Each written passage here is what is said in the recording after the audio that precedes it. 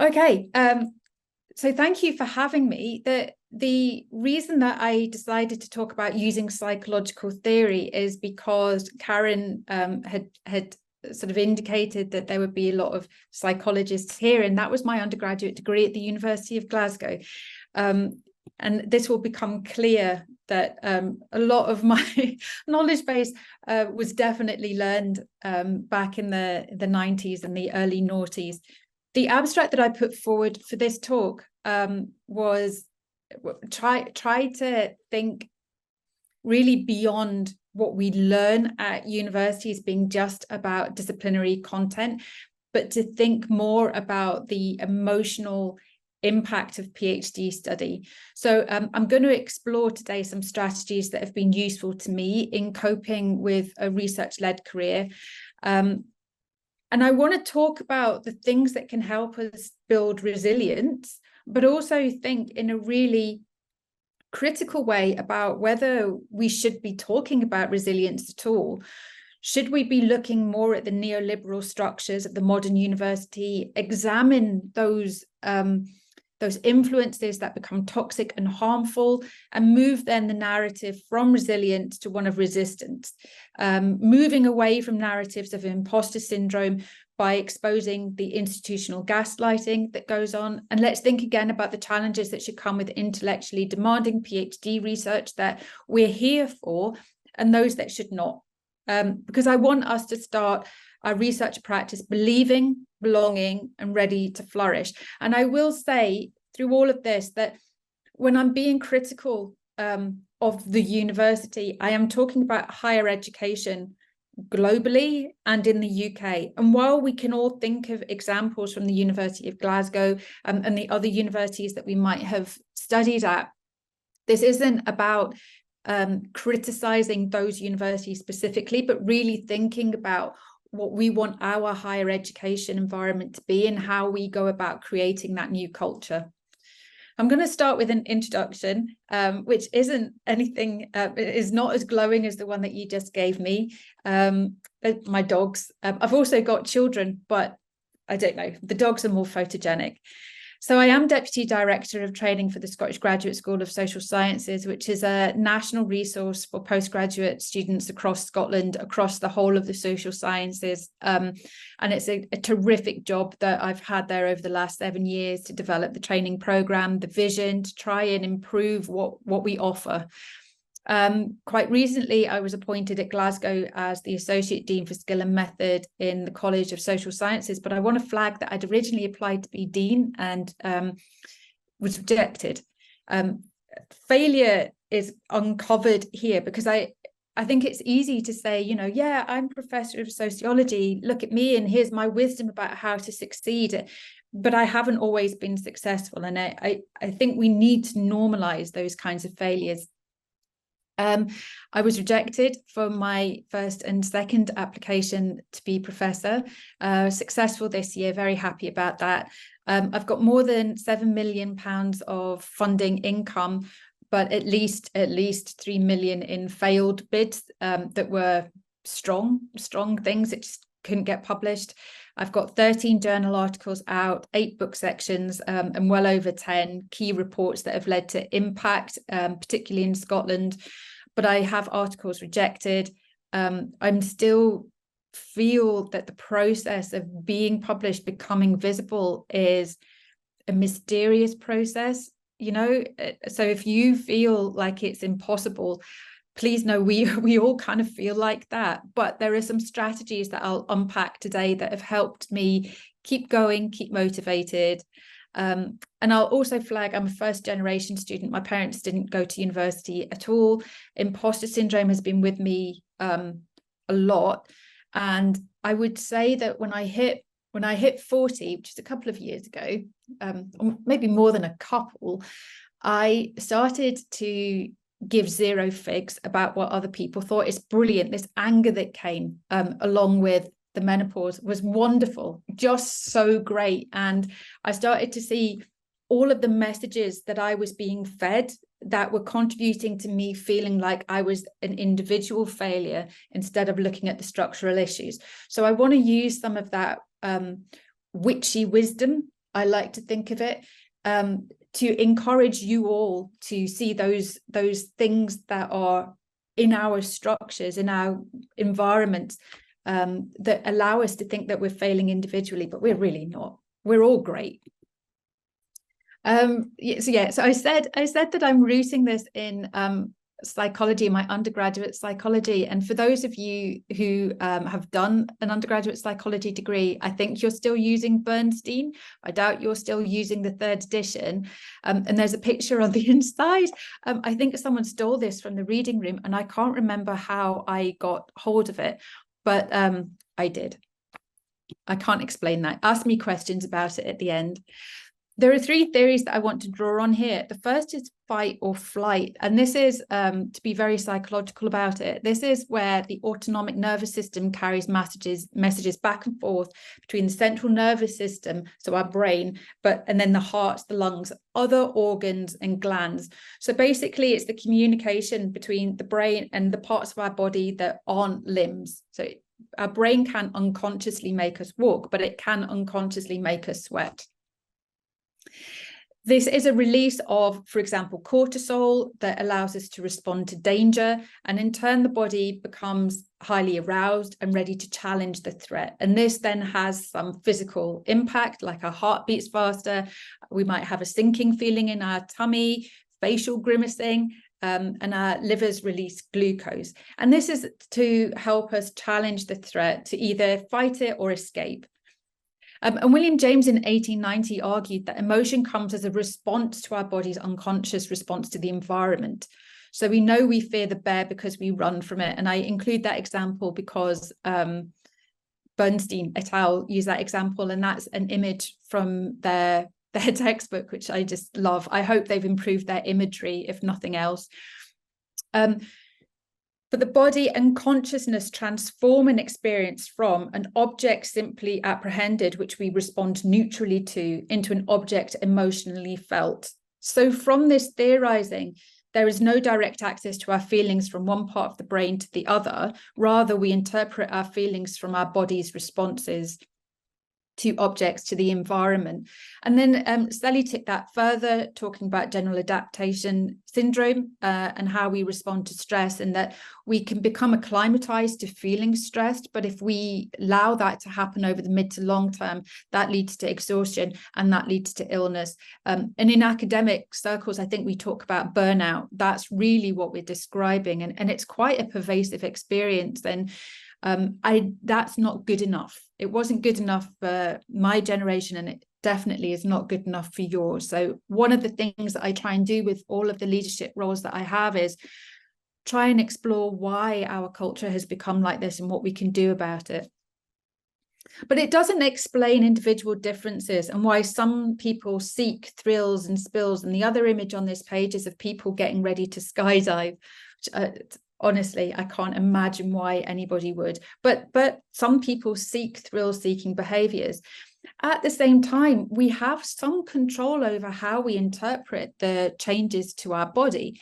For example, if we have this bodily response where our heart is beating faster, our stomach's turning over, facial grimacing perhaps, you know, that could be other types of arousal or romantic feelings. So we have some control of taking the physical responses of the body and interpreting them in positive ways rather than negative ways. And I want to see how we can harness that today.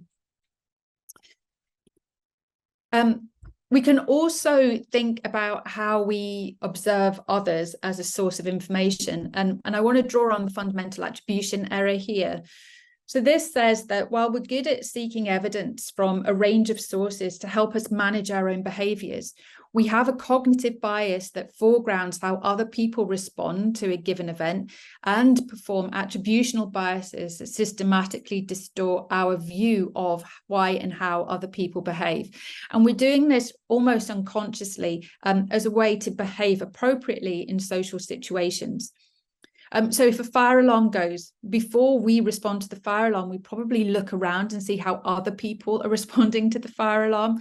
And we're probably going to respond to their behavior more than that physical sound of the fire alarm. Although if we see smoke and or flames, that probably is enough evidence that we're going to leave the building regardless of how other people behave. The fundamental attribution error also helps us see that we're likely to attribute our own behaviours we don't like to external forces and behaviours we do to internal forces. And the fundamental attribution error describes a tendency to attribute the behaviour of others to internal factors. And I suspect that we personify institutions, and therefore we do this to universities. So if we're not successful on an essay, on a job application, we assume this university doesn't like us. And that's one of those cognitive biases that then infect our feelings towards our PhD and towards our research practice. And I was told about this research, and Elliot Spaeth, I'm almost certain, was involved in this. Elliot is now based at Advanced HE, but they demonstrated that women are more likely to credit a good exam result by external indicators. So if they got their A grade, they'll say, but it's because my questions came up. And if they have a bad exam result, they'll explain that by thinking that they're not smart enough. Men are a bit different, and they're more likely to credit a good exam result by internal indicators, I'm the smartest, and bad exam results are explained by external indicators, my questions didn't come up. And what I'd like to really point out about this research is that there probably isn't a difference in how men and women or people who don't conform to those genders feel about their exam result. It's about the kind of narratives that they are permitted to draw upon to discuss their success or their failures. And I'll come back to that when I talk about gaslighting. The final theory I wanted to draw upon, because it's my absolute favorite psychological experiment, is social identity theory. For those of you that don't know, this was really developed by Turner and the 1979 project with by Tajfel, and it was the 1979 project with Turner that I think is just a stunningly beautiful piece of research. So it may help us explain how competitive our mindsets are. And I think, again, this is fueled by how universities are structured. So the social identity theory posits that we have identities as a self, often expressed in distinction to others. So we're not so great at saying who we are, but we are okay at saying, but we're not this, and this then draws on group identities, some of which are real, like Team U of G. I believe in that. And some are aspirational. So idioms like dress like the job you want would express that. Tajfel and Turner showed that we're built to want out groups, people who we do not feel that we do or want to belong to. We want out groups to do worse than our in-group, even if this diminishes the success of our in-group. So basically, they formulated a minimal group identity experiment where they showed pictures. I think it was Klimt and Rembrandt, something like that, something modernist and something traditional. And they said, which picture do you like best? Right, then you're in this group and you're in that group. And then they spoke to the individual group members and they said, okay, you can get £20 for your group, or you can get £1. If you get the £20, then the other group will also get £20. But if you take the £1, the other group will get £0. And more people chose the pound.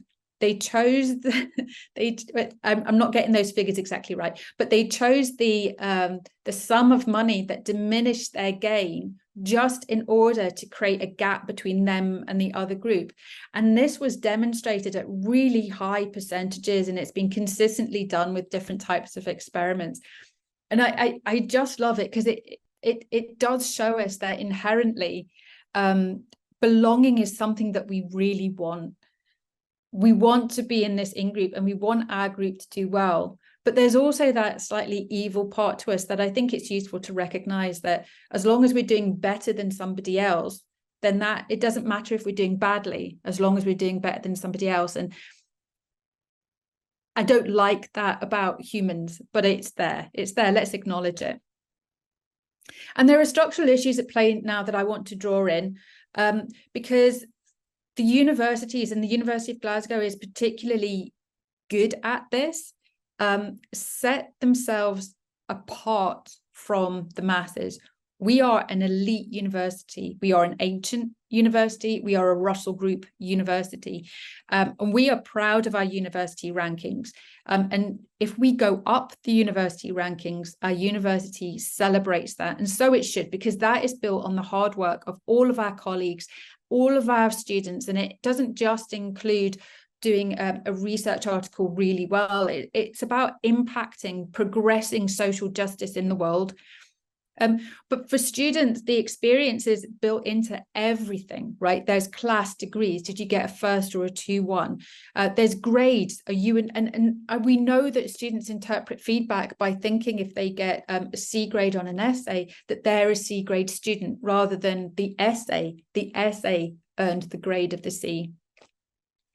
And then one of the things I wanted to just quickly reflect on, we're so used to being graded, and then the absence of grading at PhD, the 3-year project with qualitative approval rather than quantitative throughout our PhD might be such a culture change that it leaves us without that positive reinforcement that we've come to enjoy. We can always discuss that at the end. So that's my whistle-stop tour through what you got taught by a psychology undergraduate degree in the 1990s. But let's think about how this might relate to our contemporary experiences of higher education and postgraduate study. This is one of my favorite quotes from one of my favorite thinkers, Bell Hooks, who wrote that in graduate school, the classroom became a place I hated, yet a place where I struggled to claim and maintain the right to be an independent thinker. The university and the classroom began to feel more like a prison, a place of punishment and confinement, rather than a place of promise and possibility. And when I'm thinking about flourishing, I am thinking about a culture that has promise and possibility. And what I recognize is that too many of our spaces feel restrictive. They feel confining. They feel that there are rules that are set that we do not know about, we cannot control.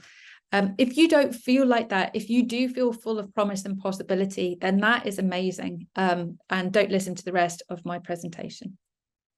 Although it might have some tips. We'll see. So the activity for this session isn't one I expect you to do now.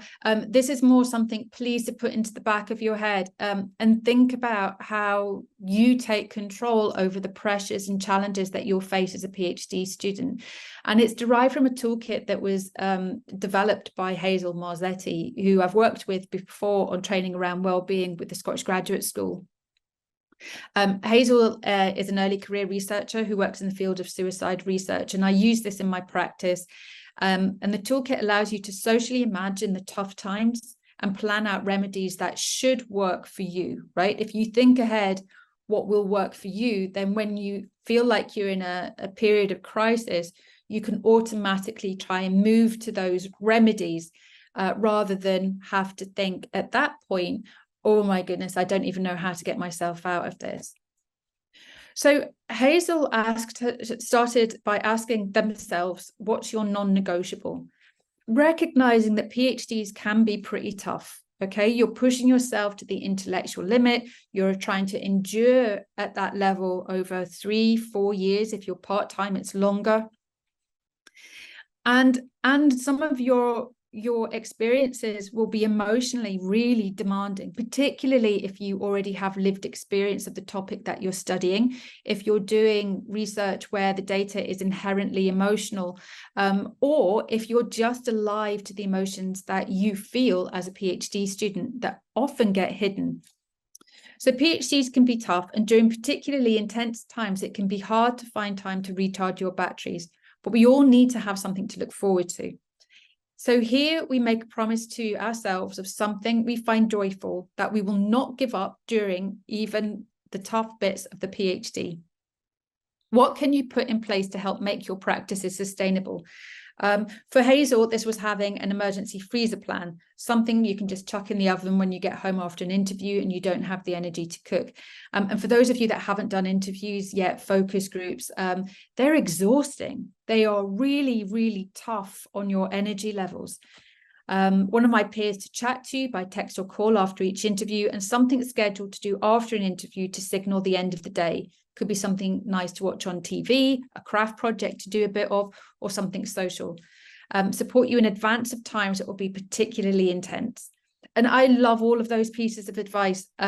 I took up knitting during my PhD so that I felt productive, so that there was a small project that I could see finish, because the PhD didn't feel like it was ever going to be finished at some points, but it was.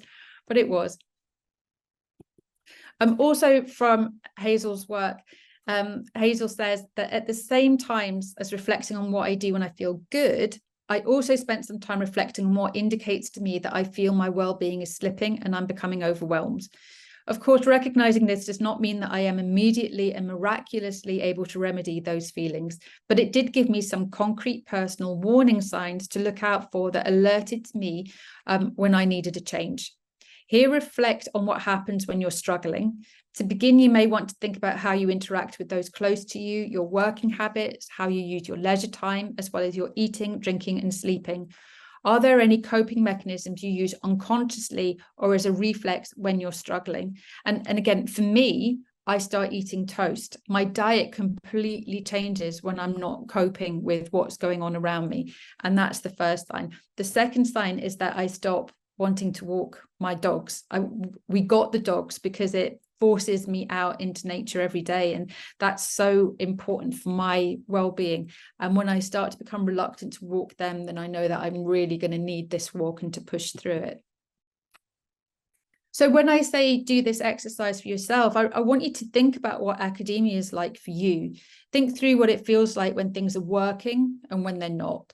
What would you think now would be a good solution for them? And consider your personal experiences as an undergraduate, a postgraduate, doing a taught degree like a master's or a research when you're within the PhD. What is it about your teaching experience, your research experience that are red flags or green flags? What roles do you play in the system? What do you think are the enablers and barriers to success? And that is your definition of this. Although, I encourage us, perhaps in the questions or as you go through today or as you meet your peers throughout your PhD study, to think about the commonalities in how we all feel about research, because that probably indicates that there's a structural issue at play.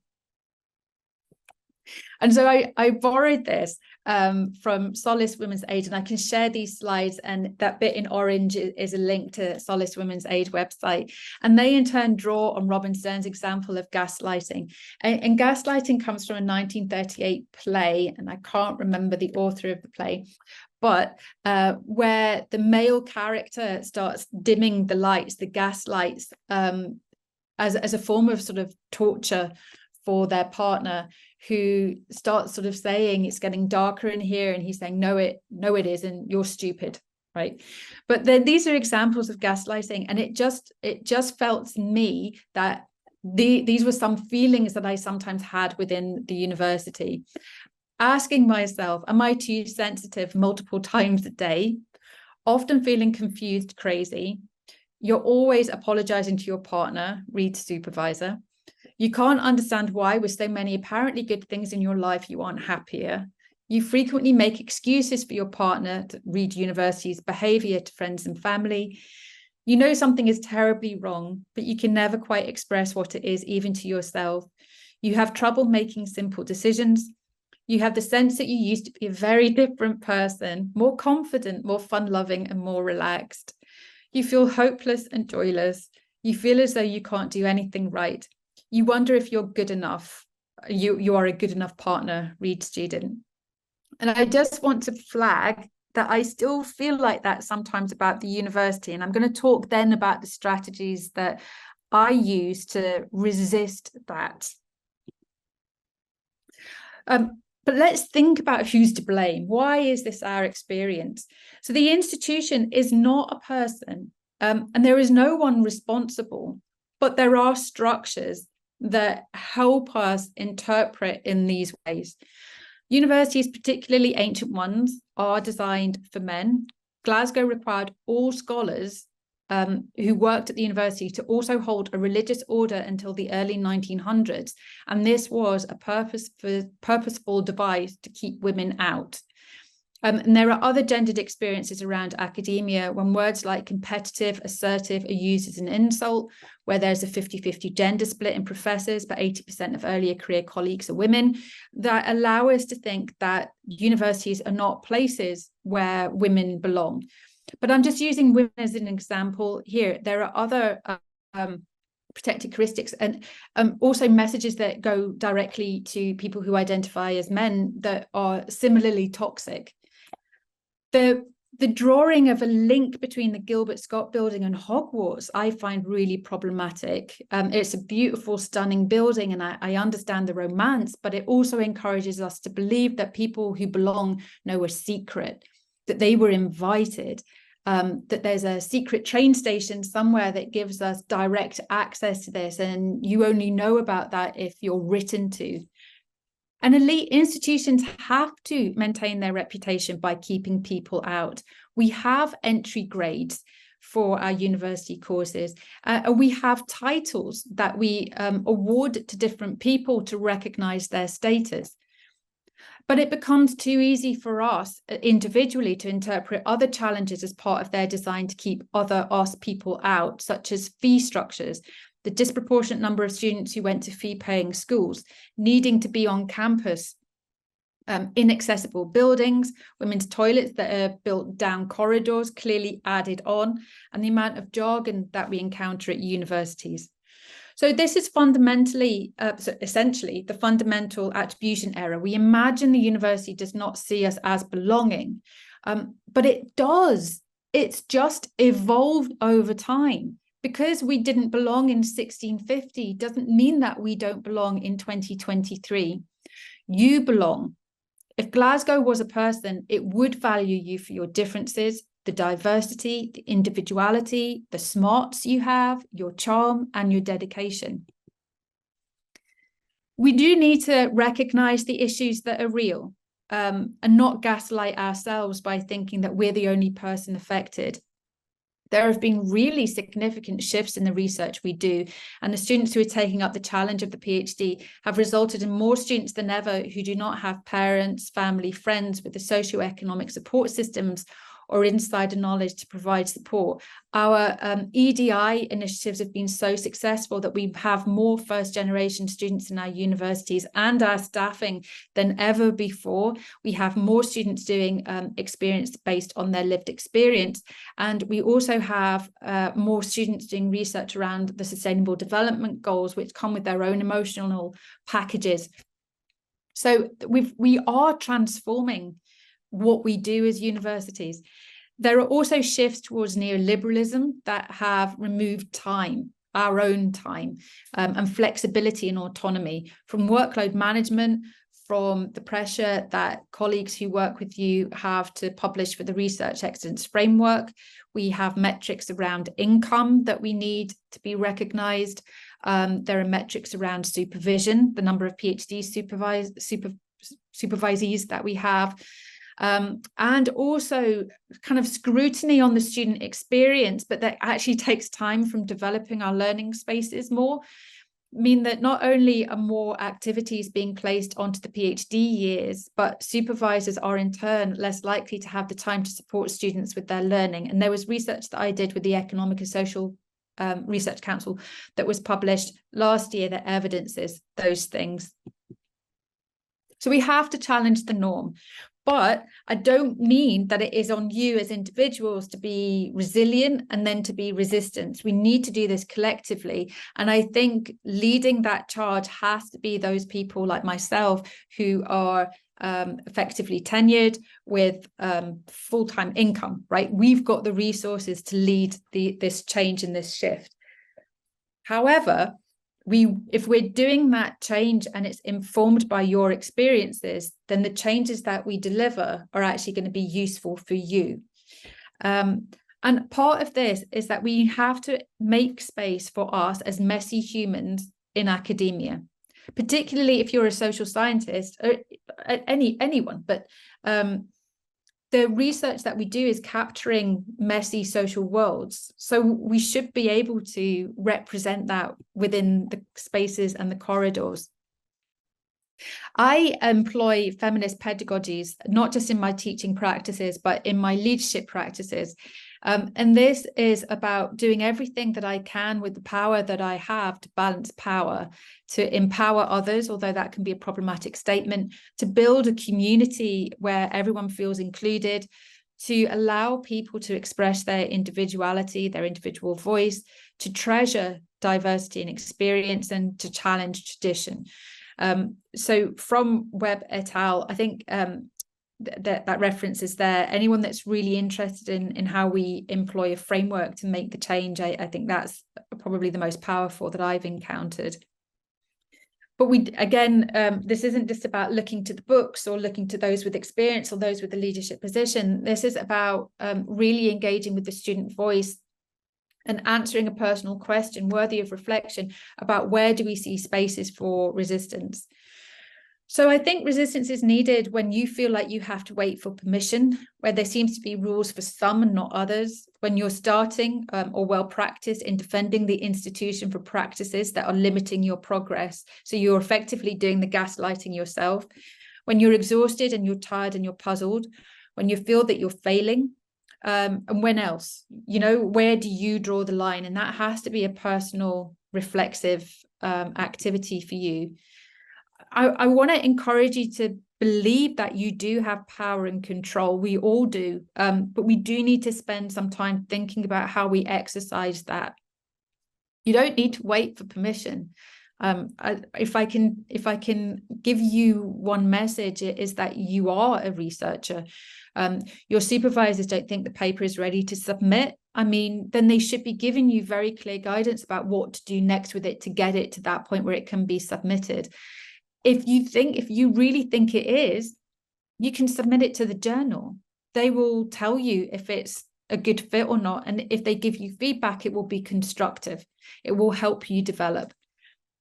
If you think that there are rules for some and not others, if it feels like you're swimming upstream, and I think that's characteristic of my career for most of it, do what you can to find a current that is going your way. And I think I talk about this, there's only a few more slides, but about finding your people. And I found that at the Scottish Graduate School of Social Sciences.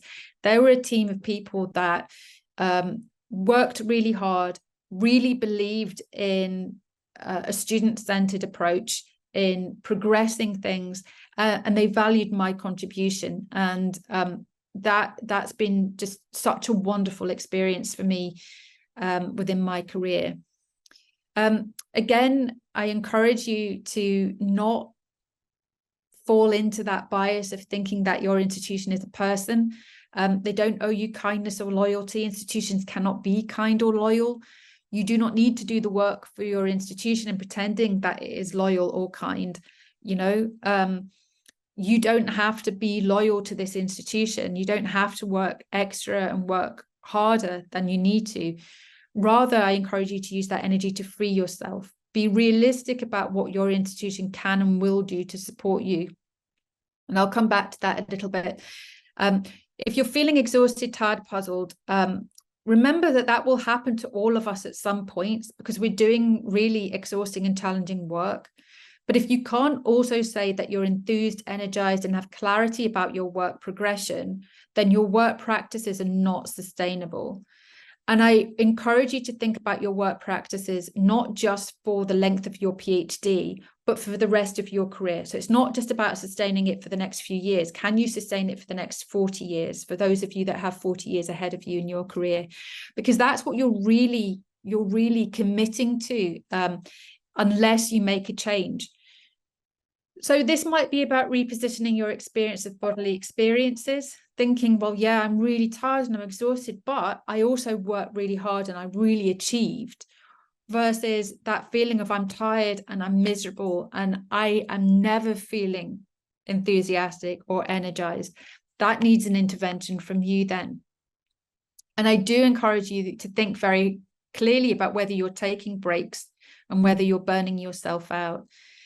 If you feel that you're failing, it's in the references. Mo Hume wrote this incredible article in 2007 about how difficult they found their research to practice. And because it wasn't talked about anywhere, they felt that it was an individual failure, but it was just that what they were doing was really, really tough. So I encourage you to have a look at that article. Happy to talk about that more in the questions. And again, where else? Where do you draw the line? I want to just be very clear and acknowledge that doing a PhD, being part of university structures, is emotional, and it should be emotional, and it's emotional for me. I'm still sometimes overwhelmed by feelings of failure. I also tend to operate black and white thinking, and that's one of my warning signs. If one thing goes wrong, then I'm just rubbish and I'm evil and everyone hates me. That's where I go to. I procrastinate. What I do about that, first of all, I don't try and over deliver. I answer the questions set, and it took me to this stage in my career to understand that if you're asked, or if you're funded, if you are funded to do a PhD, that's the job to do. Getting teaching experience is great, getting more research experience, great. Getting a journal article out there, great. But if it's at the expense of your PhD, then you're not delivering that one thing that matters. So think about that one thing and think about it being enough, because you're enough. I also, and I'm better at this as I get older, I embrace feelings that are rubbish, telling myself that I will also embrace the highs, right? If you're allowed to celebrate the highs, then you're allowed to dwell on those rubbish days, and then you get over it. And maybe you have a friend who you just phone up and they tell you all the things that they see when they see you that you can't see about yourself. I do procrastinate, and usually this is because my brain is not ready to write. This is because I need to think, and I'm not ready to consciously think, but my brain is ticking over. Experience tells me that that's part of the process. So then when I procrastinate, I don't feel guilty. And that took me a good 20 years to overcome those feelings of guilt. But why? Because why you feel guilty, that's energy. No, don't waste that energy. Don't feel guilty. That day's gone. Tomorrow's a different day. And I try and procrastinate usefully. So I don't play Bubble Witch anymore. I do try and clean the kitchen. Or I take the dog for a walk, and that's great for the dog and it's great for me physically. And these things help me, because when I do start writing, when I do start problem solving, and I come out of that day of that really hard intellectual labor, I've got a clean kitchen, and that makes, the next part of my life easier. So procrastinate usefully. And just again on we are emotional, I recognize that the university can be an emotional space, and that's why I love it, and I do love it. And I feel sick before I teach, and I felt sick this morning. I felt sick yesterday afternoon, and I slept really badly. I've been up since about 4:30 because it matters to me that this opportunity that I've been given is one I do well, because I'm taking your time. I have to deliver something for you. And so it's a good thing. It's a good thing. And I've always felt sick around things that are important to me. I want to live in the library. I want to sleep in that library. I want to be surrounded by the smell of books every day. I'm so frigging privileged that these are my spaces, and I want to feel that passion. I want to be able to talk and express that passion. I don't want our corridors to feel sanitized, for you or for me. I admire those I work with, and I mean you. I admire you. I'm so proud of you all for being here, and I get to be smart. And I, as a lower middle class woman growing up through the 80s and 90s, I wasn't allowed to say that. We weren't allowed to say that we wanted to be smart, that we wanted to be intellectual, that we wanted to be learners, And I used to preface it with, oh, I'm really nerdy, but I quite like books. And now I don't preface it, because why? And for more on this and why universities became emotionless, there's an article that I wrote with Sharon Greenwood based in the medical school. that was out this year. So final slide here. It helped me to work through what the institution could offer me and what I wanted from it, and to be really clear and clinical about that relationship. I have a job. A PhD is a project. It's not your life. Do a 5-year plan. Include life ambitions. Include, when are you going to get your dog? When are you going to have babies if that's what you want? When are you going to travel the world if that's what you want? You know, think about the things that you want to do over the next 3, 4, 5, 6 years, and make sure that your ambitions look beyond getting your methodology chapter in. Remind myself that I am me. Yeah, I'm a doctor. I'm also a professor. These are great titles, but they don't define me. I was as awesome before. I feel imposter syndrome when I say that, not when I say that I'm as rubbish after, and I still do stupid things, right? I'm still a numpty sometimes. I recognize that I want a challenging job. I don't want a job that is mechanistic. I want one that comes with stress. I want to feel sometimes that my job requires all of my brain power, that I have to push myself. I have peace in acknowledging this. That's what I want from my life. But I do want my challenges to be manageable, right? I want deadlines that are achievable. I want projects that are feasible. Otherwise, I can't manage stress levels. I always take my annual leave. I usually take my weekends, and I negotiate with my family if I can't. You know, I really explain to them, right, I'm going to have to work Sunday morning. This is what I'm going to get out of it. This is why I want to make this decision. What do you think? Because it's wrong to assume that the university owns my time outside of set hours. I do want support and approval when I do the job well. And I really wished I'd communicated that to my supervisors earlier. I had very critical supervisors, and that's possibly because my work needed some heavy criticism, but I never, you know, I remember overhearing my supervisor at the beginning of year 3 telling somebody else, she's a great writer. And I thought, you know what, you've never said that to me. And so I said, you've got to tell me these things. You've got to tell me where the strengths are and not just where the weaknesses are. I have secured a mentor to help me at this stage of my career, and I found my people. And I encourage you to do that for you. And they might be other academics, but they might be outside of academia. They might be in a book reading group. They might be in a skydiving group. But make sure that you have people who keep you energized, right? And I'll also say that I have quite the collection of nemesis, people who kind of hate me because I'm uncompromising, right?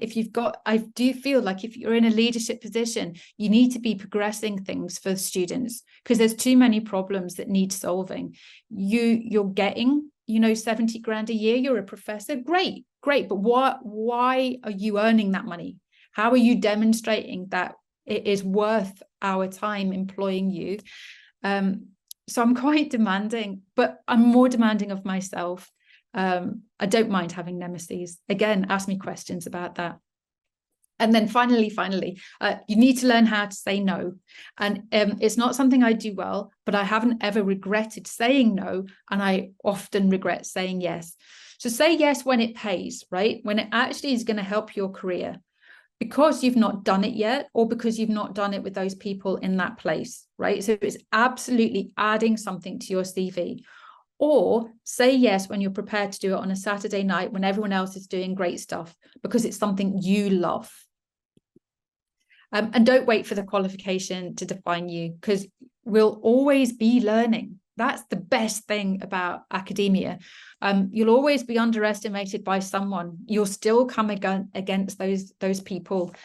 You're already a researcher. You're already a psychologist or a sociologist or a microbiologist. You're already doing it. You're practicing. You're here. You belong. And together we flourish.